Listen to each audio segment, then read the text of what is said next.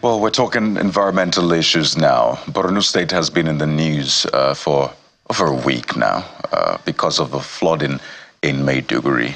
But if you look closely and if you've been following the news, you realize that Borno is not the first to experience flooding in the country, particularly in northern Nigeria. We've had states like Kaduna, Kano, Zamfara, Yobe, Gombe, Adamawa, all these states experiencing flooding. And NEMA had to put out a statement recently saying over 200 people have been killed as a result of flooding in the country in the past few weeks. So before we get to Borno State this morning, let's stop over our northwest state of Kaduna and find out what is going on there with the state of flooding. We are joined by the Commissioner of Environment, Kaduna State, Mr. Abubakar Buba, joins us virtually on the program. Mr. Buba, you're welcome to the morning brief.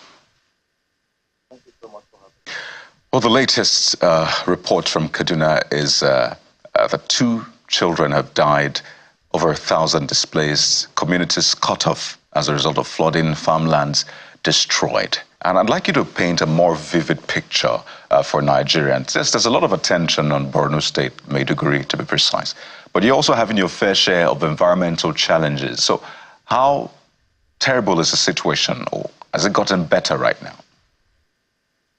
Well, thank you so much. As you said, the issue of flooding in northern Nigeria now is almost all the states are exposed. From the recent report from NIMET, it has shown that almost all the states in northern Nigeria are exposed to flooding. As a result of this, before now, His Excellency the Governor of Kaduna State, Senator Obafemi, instructed us and all the relevant stakeholders to ensure that we put all the necessary mechanisms with readiness to ensure that we have such flood. The state government has taken the necessary measures to reduce the impact that it will produce. This is what happened as a result of this. The Ministry for Environment and Natural Resources in the state will embark then before the advent of the rain, reducing the entire drainages within the city center and other local governments in the state. As a result of that, this really helps to ensure that by the time the rain comes, we will have some use so that the river. But like you know, some of these things are naturally you can really listen about, because the issue of flooding has been it's a global issue. You can see what is happening in Eastern Europe at the moment, and what like when you said what is happening in Borno, like definitely we have our own share of the impact of flooding. Local government like Gabon, Biri, Zaria, part of Jama'a have been experiencing flooding, and we lost about 3 lives in Gabon. A lot of buildings and houses have been cut off, communities have been cut off, and but the state government is doing a lot to ensure that these problems are resolved.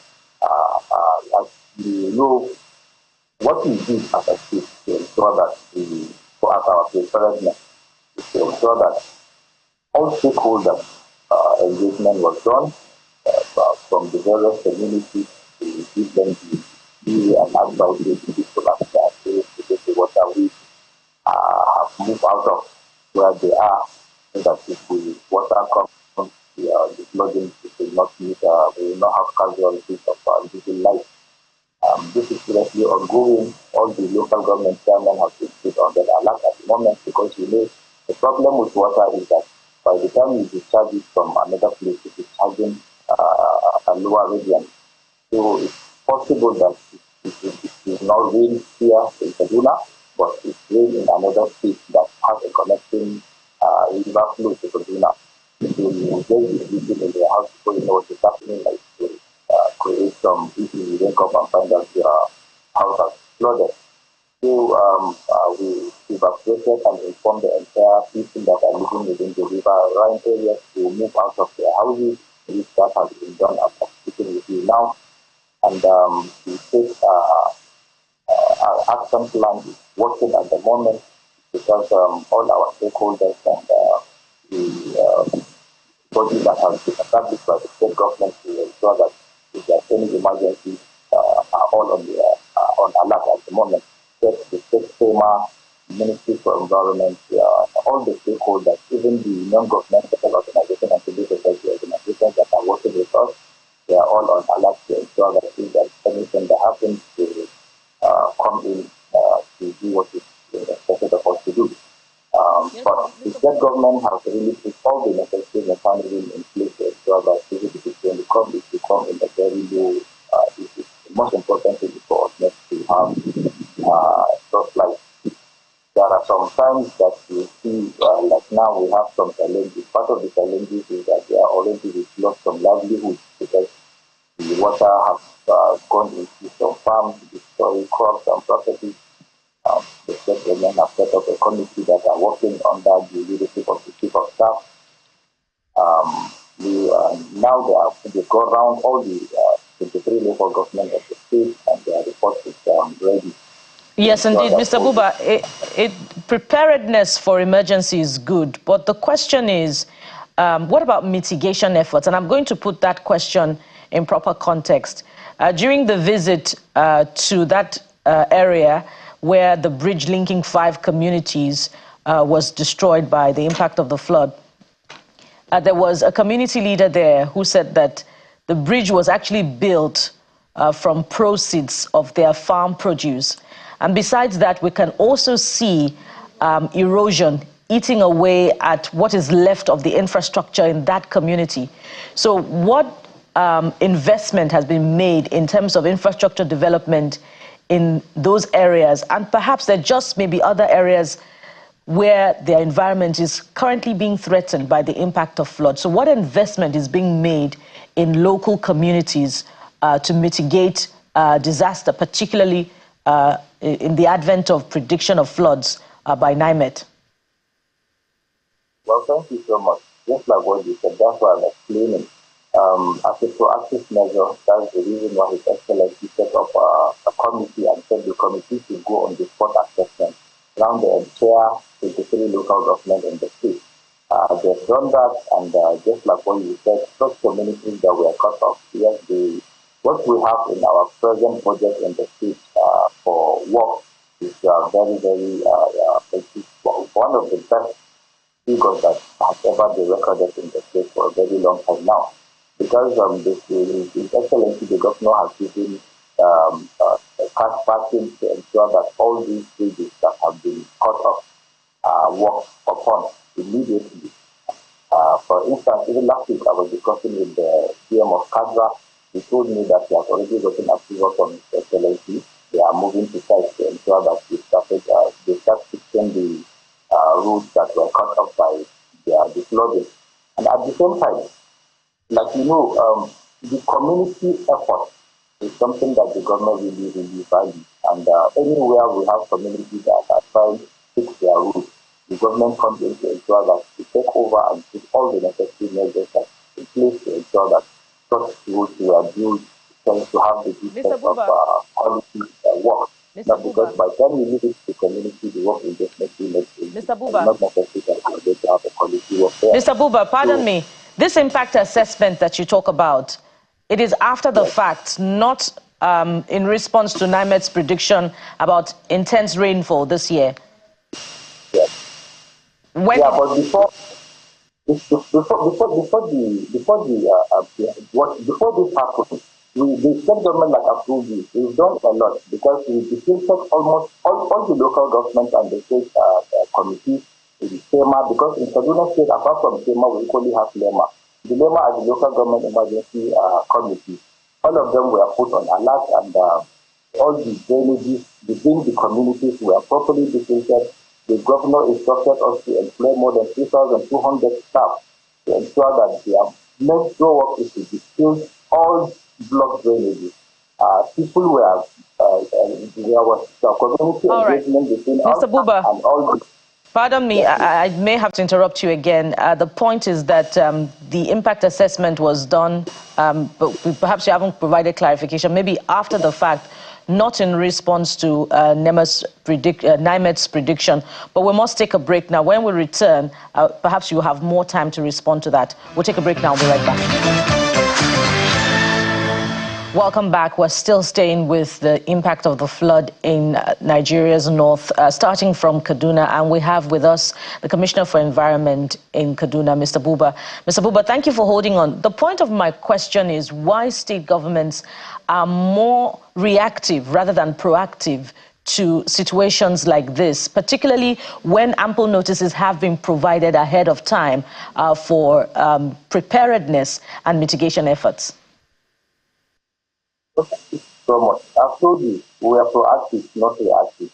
Because that's the reason why, if you can notice, what the expectation is that by now there is a lot of flood in Kaduna State. But because of the proactive measures taken by the state government, that is the reason why we are experiencing less and less of the flood in the state. Before now that I've told you, since on April, we started engagement with the community to ensure that at the end of the day, we put them on notice and what they need to know. And apart from that, the detention exercise started in April. That was even before the advent of the rain.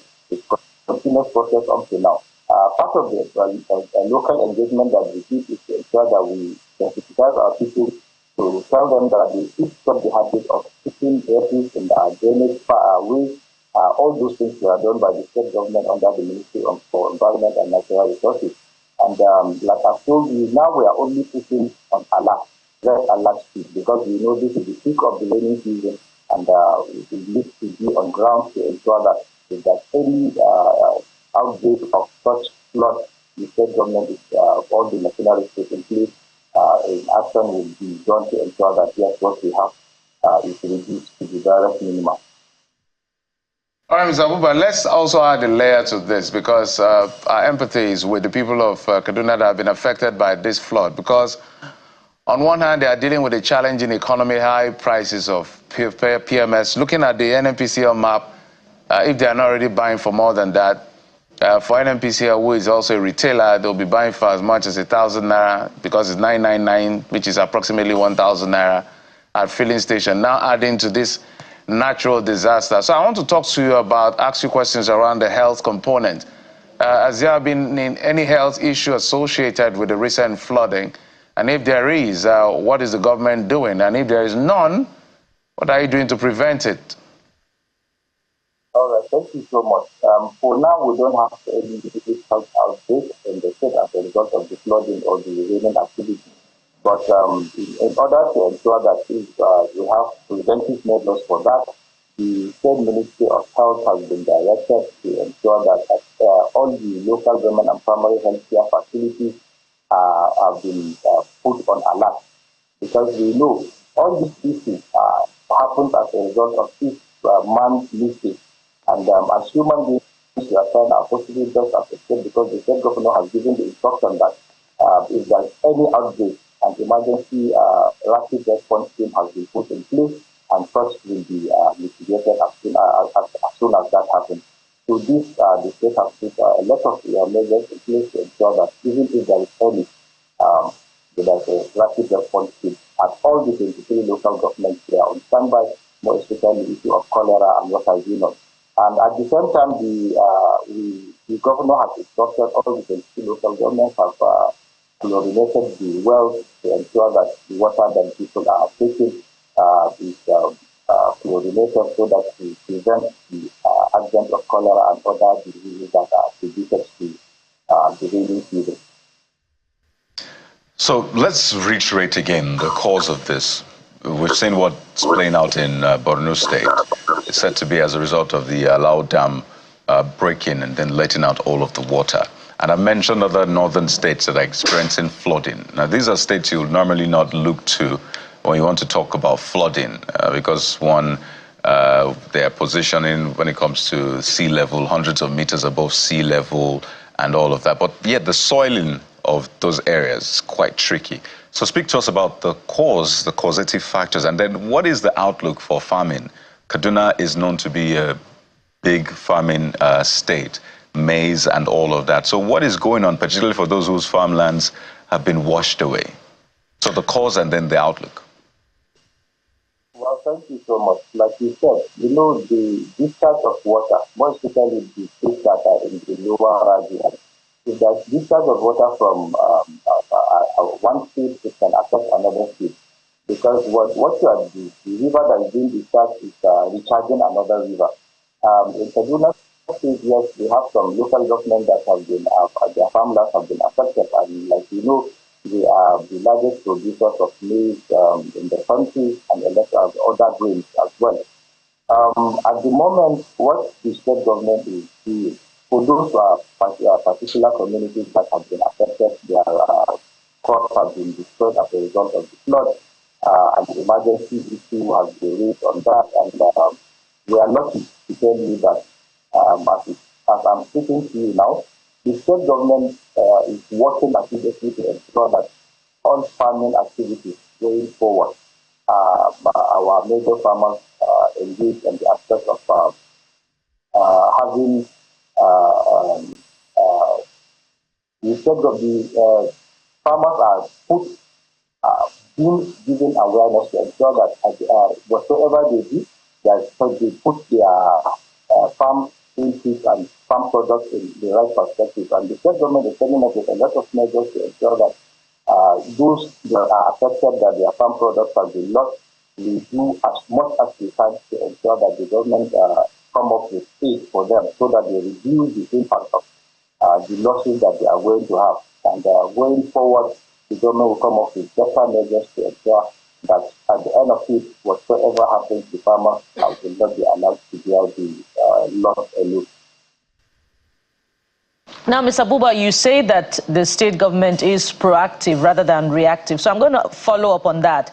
How, following that impact assessment that you say the state government carried out, what amount is the state government committing to rebuilding infrastructure in the different local government areas in Kaduna to forestall the impact of flooding? And will the state government be executing that project alone, or will it be empowering, particularly following the autonomy granted, financial autonomy granted local government? Will it be ceding that responsibility for the local government to execute? Well, the state government would not allow only the local government to execute such projects. The state government will play its own part, and the budget for 2024, more especially for Ministry of Public Works, is very, very handsome in the state, because the public works budget is carrying about almost 20% of the total budget size of the state for 2024. This, I'm sure, by the time the water receives all the bad roads and rivers, that were cut off by this flood, are going to be fixed back by the state government. And at the same time, the state government is not working the road. There are a lot of funding that we receive, and then they are working with the state is part of those that are enjoying the World Bank loan on the agriculture. So we are using the funding to ensure that we rebuild back all the infrastructure that are lost in the state, so that at the end of the day, people will come out better, and then we cover back the loss that has been experienced by this flooding and rainy season. So how much is the state government committing, and what timeline are you presenting for the completion of these projects? So the aspect of giving how much the state government is committed is not something I can tell you now, because it's something that we have to get the actual loss that is there. For the time that you are talking, is something that is immediate, because we've already started. And I told you, the state government under Kaduna Road, that is Kaduna Road Agency, have started working on more especially the bridges that have been lost as a result of this flooding, so that we link back the communities that have lost their transport network because of the flooding exercise. So for the amount, for now, we will not be able to tell you the exact amount, because it's still work in progress. We have to look at what actually happened, get the report before I'll be able to make any commitment of how much can be spent on that. All right. Let's talk about what happened in Kapam in Chikun local government area, where we understand there was a chemical spill at the Kaduna refinery. Of course, lives have been impacted, people's health have been impacted. Maybe you can give us an update as to what the intervention of government is, as far as that is concerned. Because it's also an environmental issue besides all of the flood. Thank you so much. Yes, actually, there was some gas leakage emission in Kaduna refinery, which affected a community called Kasam community in Chiku local government in Kaduna State. The community is living close to the refinery, and the state governor immediately asked us to go and find out, investigate what happened, and then come up with measures on how to bring support to the community. We went there on the spot assessment together with Nostra team in the state, with staff from the Ministry for Environment, staff from the Environmental Protection Agency. We went to the community. We saw on the spot assessment of what actually happened there. Thereafter, we moved to Kaduna Petrochemical Refinery Company to start with the management team, and they explained to us what actually happened there. It was a discharge of chemical as a result of a leakage from one of their pipes. Like you know, the refinery has been down for such a very long time, so there was rusting and it led to the leakage. And unfortunately, after the leakage, rain fell and the chemicals fell on the crops living within the community, and that led to the community losing their livelihood. We discussed a lot with the Kaduna refinery, and they promised they are going to pay compensation to these communities. As I said, what we did, we immediately ensure we deployed together with our sister Ministry for Health, deployed health agency staff and doctors, nurses to the community where the people were tested, and those that were found to have one or two elements were moved to Barodi Teaching Hospital, and consequently now already all of them are back to their various communities and their health. Secondly, the local government was instructed to do what they are doing, was to ensure that the state can hook up to the people by providing them with food items and other issues, other things that they need. Equally, the state government under FEMA have taken the lead to such communities. So now we are working by end of this month. Kaduna Refinery has promised that they will come with figures and paid compensation to the community. We'll ensure we follow up with them and justice in the community. Apart from that, we discussed on what do we need to do with CIPC so that such will not occur again. They told us it was an accidental issue. It's not something that they should see coming. And we hope tomorrow, next time, such will not happen again. I'd like you to speak to the impact of this on security as well, or insecurity, as the case may be. We've heard that, consistently these communities are attacked, people kidnapped, and the rest. So you imagine what flooding will then do, particularly to bandit enclave. Is that something that the government is reaping from? Is this flooding also displacing bandits, and maybe some of them are surrendering, or it's not touching their enclaves? Well, I think that is the question that we go to the security people. But the little I can see, for now, it is not specifically issue that the bandits are surrendering because of the flooding or because of the rainfall. Like you know, they have their own tactics that they use, and equally, there are people that are smart. So, as I said, what we are doing, we are only focused on ensuring that wherever they are, we follow them and do what is necessary together with the security team so that they can be dislodged, and that's the best respect we do. But we've not experienced any issue of surrendering because of the weather or flooding that the state is experiencing at the moment. Right, because one would hate to think that the flood is being selective in areas that it's touching, leaving bandits enclaves and flooding, farmlands and the rest. But we'd like to thank you so much, the Commissioner for Environment, Kaduna State, Mr. Abubakar Buba, for the update, and wish you the very best. And we hope that government is able to, be more proactive in the coming days, as you've said. Thank you for your time. Thank you so much.